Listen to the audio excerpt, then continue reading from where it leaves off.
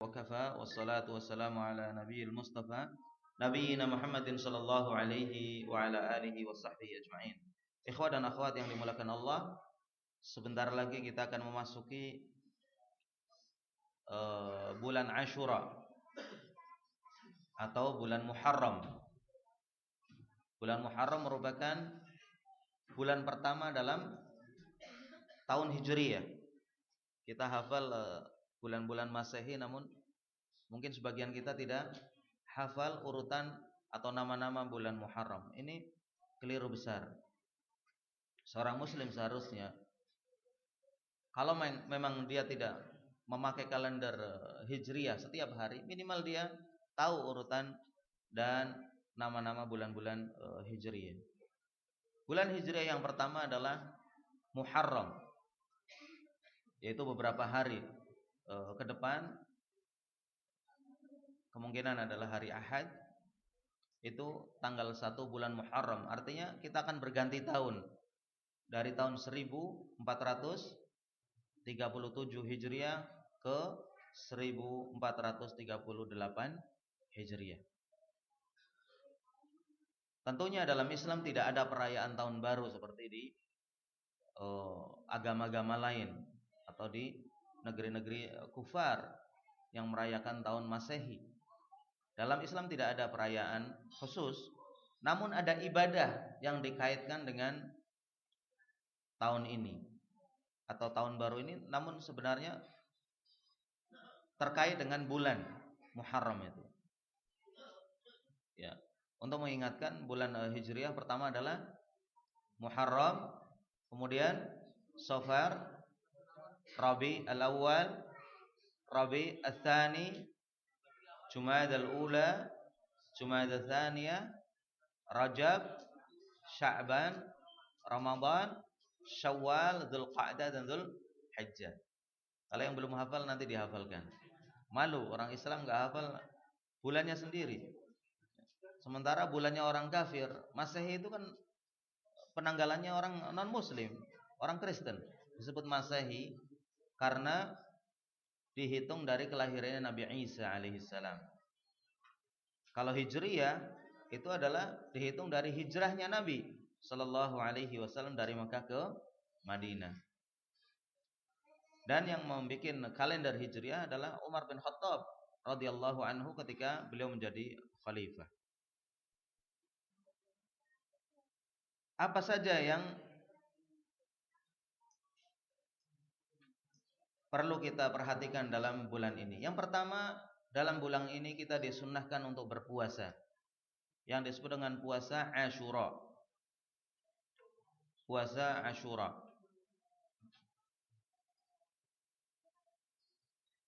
di mana Rasulullah Shallallahu Alaihi Wasallam berpuasa pada hari ini ketika beliau datang ke Madinah.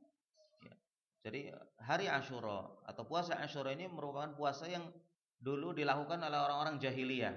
Orang jahiliyah puasa pada Ashura ini, pada bulan Muharram ini. Kemudian Rasulullah juga diriwayatkan berpuasa bersama mereka. Namun akhirnya beliau berhenti dan tidak puasa. Ketika hijrah ke Madinah, itu beliau mendapati orang-orang Yahudi pada puasa pada tanggal 10. Seperti yang disebutkan dalam Sahih Bukhari dan Muslim dari Ibnu Abbas radhiyallahu anhuma, dia berkata, qadima Rasulullah sallallahu alaihi wasallam al-Madinah. Ya, qadima Rasulullah sallallahu alaihi wasallam al-Madinah, fara'a al-yahud tasumu yawma Ashura. Faqala ma hadha?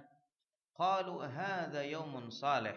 Hadha yawmun najjallahu Bani Israila min aduwwihim fasamahu Musa faqala ana ahaqqu bi Musa minkum.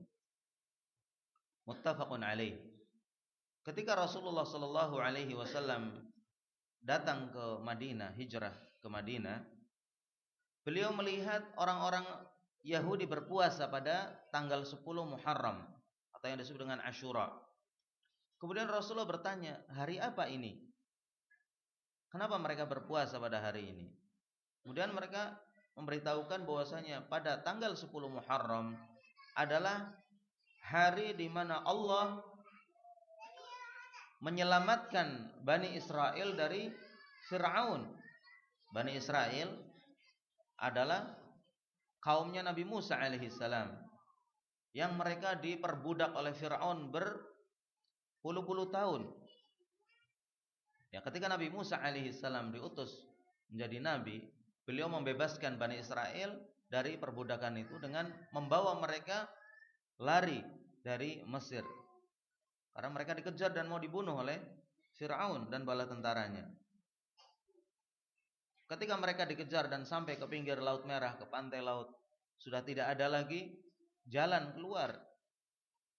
Dan mereka sudah kebingungan, dan para pengikut Nabi Musa alaihissalam sudah putus asa. Di belakang musuh dan di depan laut, tidak mungkin bisa lari lagi. Akhirnya Allah Subhanahu wa taala mewahyukan kepada Nabi Musa alaihissalam untuk memukulkan tongkatnya ke lautan. Kemudian lautan itu terbelah dan menjadi daratan yang kering.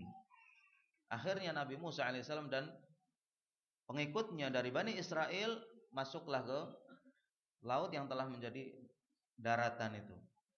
Ketika Nabi Musa dan kaumnya telah bisa melewati dan menyeberangi laut yang kering itu, maka Fir'aun sedang berada di belakangnya, sedang mengejar. Kemudian Nabi Musa disuruh untuk memukulkan lagi tongkatnya, maka kembalilah daratan itu menjadi lautan yang menenggelamkan mereka semua. Nah, itu dikatakan terjadi pada tanggal 10 Muharram. Maka Nabi Musa alaihissalam bersyukur kepada Allah Subhanahu wa taala atas nikmat ini, di mana kaum Bani Israel diselamatkan dari kejahatan dan penindasan Fir'aun. Ya. Dan orang-orang Yahudi melestarikan ibadah itu dengan berpuasa. Kata Rasulullah sallallahu alaihi wasallam, "Fa ana ahaqqu bi Musa minkum." Saya, kata Rasulullah sallallahu alaihi wasallam, lebih berhak untuk mengikuti sunnah Nabi Musa alaihissalam dengan berpuasa pada hari Asyura ini daripada kalian, wahai orang-orang Yahudi. Kenapa? Karena orang-orang Yahudi telah merubah agamanya Nabi Musa alaihissalam, sementara Nabi kita Muhammad SAW masih satu jalur atau satu akidah dengan Nabi Musa alaihissalam, dan beliau mengatakan kami lebih berhak untuk mengikuti sunnah Nabi Musa alaihissalam atau bersyukur seperti syukurnya Nabi Musa dengan berpuasa daripada kalian.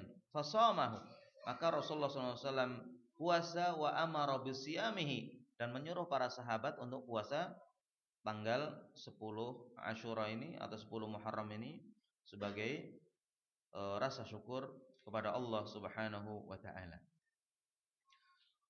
Dikatakan oleh Ibnu Abbas radhiyallahu anhu menceritakan tentang kondisi Rasulullah SAW dengan puasa Muharram ini.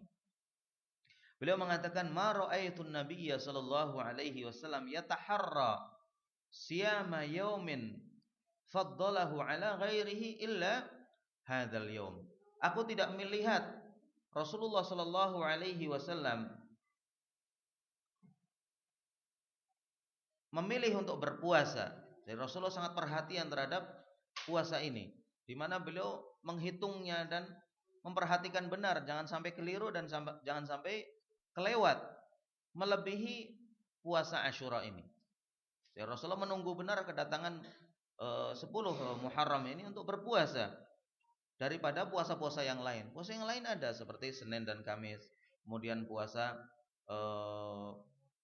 Daud atau puasa yang lain ada, puasa-puasa sunnah. Namun puasa Muharram ini sangat diperhatikan oleh Rasulullah SAW. Wa hadza syahr, yakni puasa Ramadan, tentunya sangat diperhatikan oleh beliau. Kemudian apa fadilah orang yang berpuasa pada hari Asyura ini? Kata Rasulullah sallallahu alaihi wasallam, "Siyamu yaumi Asyura ahtasibuhu 'ala Allah an yukaffirus sanah allati qablah."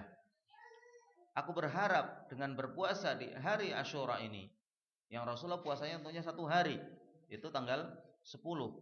Aku berharap dengan puasa ini Allah akan mengampuni dosa-dosa setahun yang telah lewat.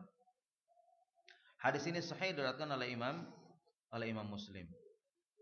Jadi puasa satu hari atau 2 hari atau 3 hari, nanti akan ana jelaskan tentang maratib, tingkatan-tingkatan keutamaan puasa di bulan Muharram ini. Itu bisa menghapuskan setahun yang telah lewat, dosa-dosa yang telah dilakukan setahun yang lalu. Bagaimana kalau kita kemarin alhamdulillah puasa Arafah, dan kata Rasulullah SAW puasa Arafah itu yukaffirus sanatain al-madiyah wal qabilah. Puasa Arafah itu sudah menghapuskan dosa setahun yang telah lewat dan setahun yang akan datang. Nah, kalau sudah diampuni dosanya, buat apa kita puasa lagi untuk diampuni lagi? Ya. Pertama, kita belum tahu bahwasanya puasa kita kemarin itu diterima atau tidak. Kalau kemarin tidak diterima, mudah-mudahan yang ini diterima. Iya. Jadi jangan merasa udah bebas dari dosa.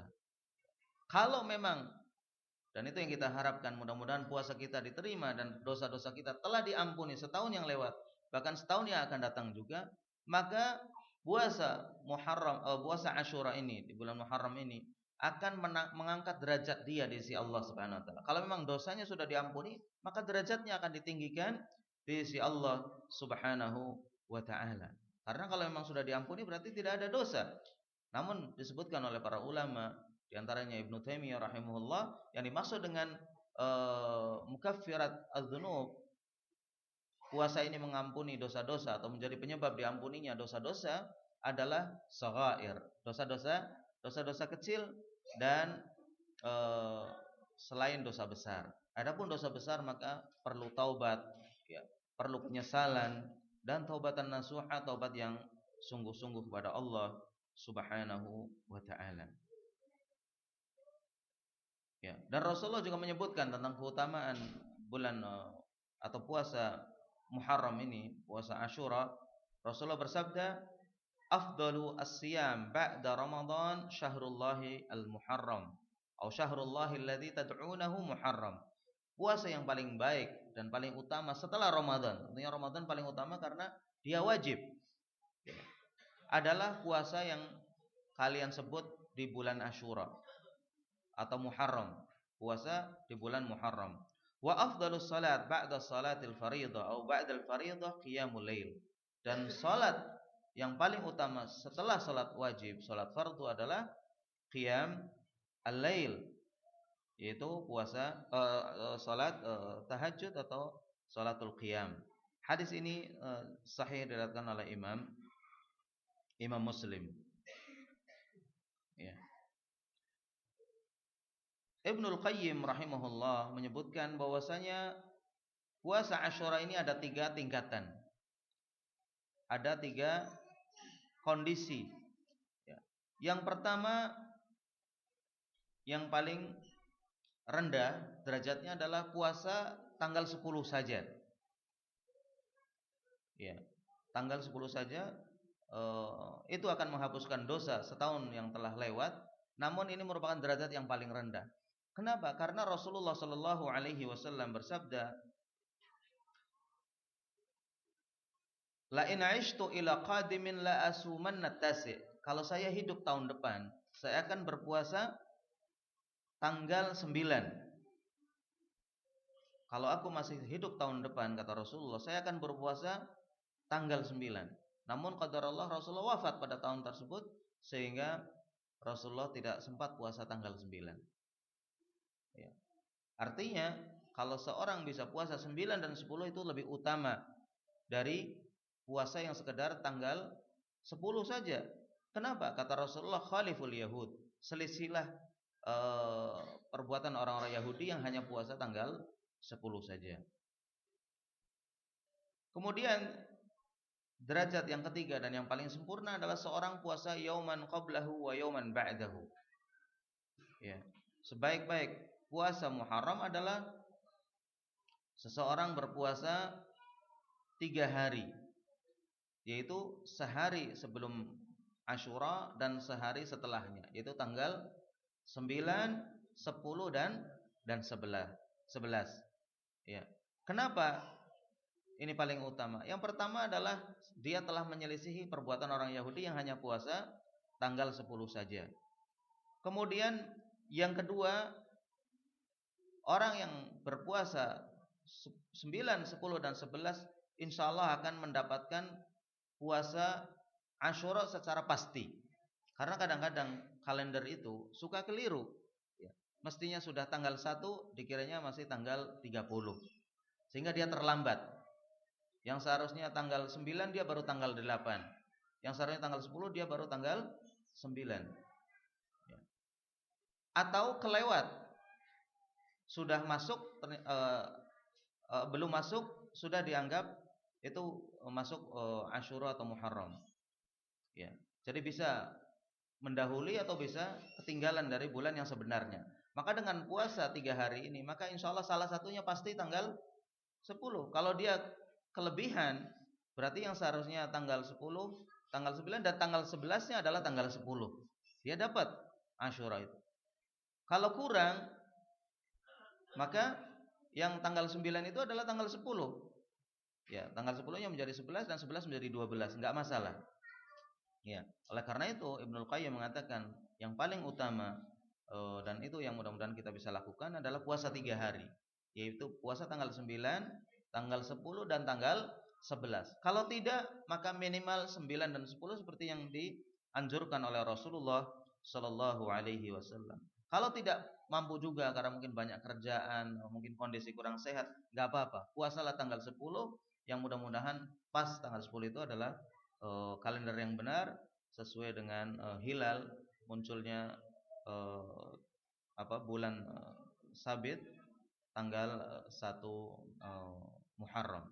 Ya, itu yang bisa kita bahas pada pertemuan kali ini. Mudah-mudahan Allah SWT memberikan kemudahan bagi kita semua untuk beribadah di bulan Muharram ini, dan Muharram adalah merupakan salah satu bulan Ashhurul Hurum, bulan yang dimuliakan Allah Subhanahu wa taala, dan kita bisa menjalankan sunnah di bulan ini dengan berpuasa, dan kita beritahukan kepada keluarga, kepada saudara, antum SMS, antum WA, antum telepon, barangkali mereka tidak tahu atau lupa. Mungkin tahu namun banyak orang lupa karena enggak diingatkan. Ketika orang mengingatkan, ketika orang mengajak puasa orang yang tadinya tidak puasa, maka insya Allah dia akan mendapatkan pahala orang yang dia ajak dan orang yang diingatkan. Ya, itu saja yang bisa kita bahas, mudah-mudahan bermanfaat. Kalau ada pertanyaan silakan. Nah, Abu Faris ini. Abu Faris. Nah.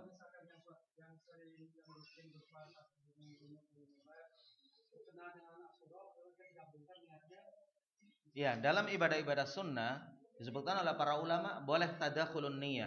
Seorang boleh meniatkan dua ibadah dalam satu perbuatan, terutama dalam ibadah sunnah. Ya, seperti salat sunat tahiyatul masjid dengan qobliyah misalkan. Termasuk juga salat puasa misalkan Asyura dengan Senin atau pas bertepatan dengan Kamis.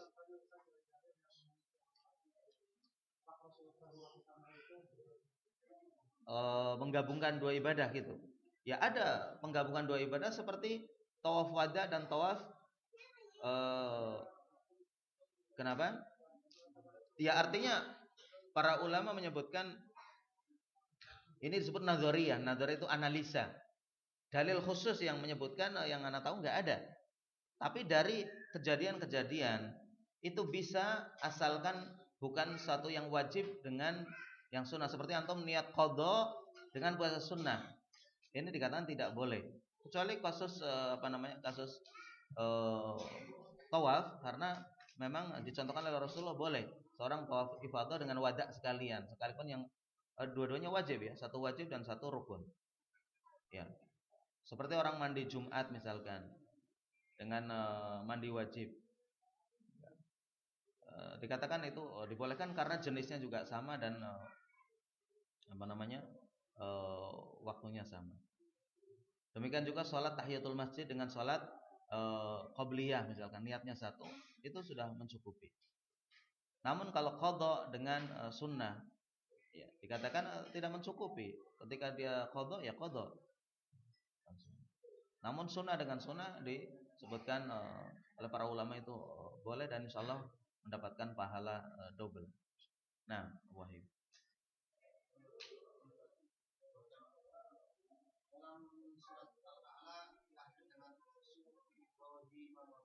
Nah,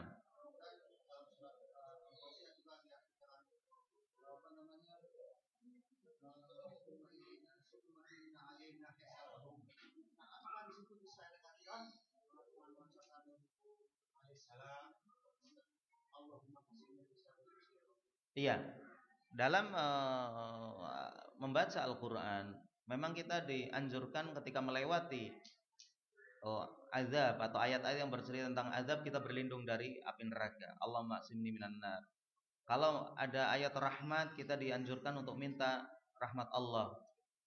Ketika terkait dengan misalkan seperti hisab, penghitungan amal, nggak apa-apa kita berdoa supaya kita dimudahkan penghisabannya. Dan itu yang dilakukan oleh Rasulullah Shallallahu Alaihi Wasallam. Rasulullah ketika melewati ayat tentang azab, beliau berlindung. Ketika melewati ayat tentang rahmat atau surga, beliau meminta. Ya. Bagaimana kalau dalam sholat? Apakah dalam sholat juga dimohonkan?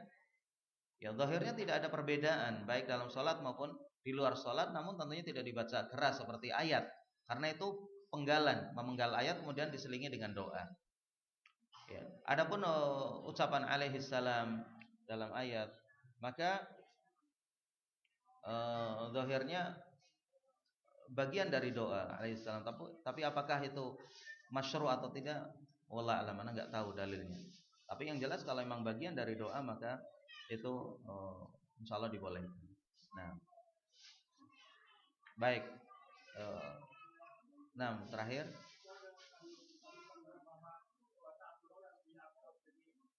3 hari. Oh, setelah Ramadan. Nah,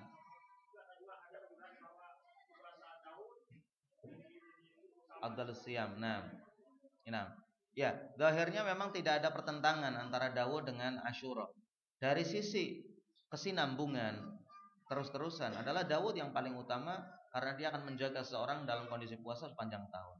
Kalau Asyura dari segi musim, dibanding dengan Arafah, dibanding dengan Senin, Kamis dan seterusnya, maka musim yang paling baik adalah puasa Asyura, dan insya Allah tidak bertentangan. Ya, itu saja karena waktunya sudah habis. Terima kasih atas perhatiannya. Mohon maaf kalau ada kekurangannya. Untuk kajian besok hari Sabtu, kita mulai lebih awal yang hadir. Jadi habis subuh usahakan langsung datang, dan tempatnya masih di tempat Anda. Iya, karena kita akan selesai lebih awal. Terima kasih. Jazakumullahu khairan. Kita tutup dengan doa kafaratul majlis. Subhanakallahumma rabbana wa bihamdik, asyhadu an la ilaha illa anta, astaghfiruka wa atubu ilaik. Wassalamualaikum warahmatullahi wabarakatuh.